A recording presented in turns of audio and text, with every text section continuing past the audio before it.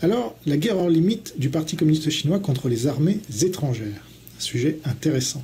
Donc la plupart des gens n'ont toujours pas compris. Nous sommes en troisième guerre mondiale, une guerre hors limite dont le concept a été inventé par les Chinois eux-mêmes à la fin du XXe siècle dans un livre éponyme signé par 2 colonels de l'armée de l'air chinoise.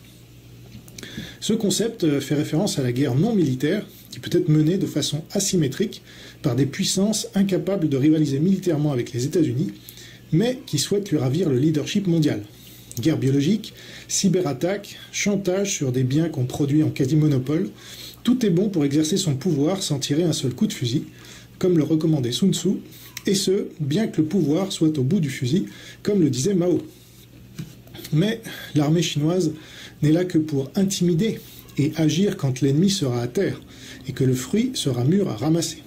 En attendant, on l'affaiblit, on le divise, on le démoralise, au niveau de sa population, mais aussi de son armée. Et donc, aujourd'hui, j'ai récolté assez d'éléments depuis 2 ans que j'ai commencé mon enquête sur la Chine communiste pour faire cette vidéo sur la manière dont les stratèges du Parti communiste chinois mènent une guerre silencieuse, mais diablement efficace, contre les armées étrangères.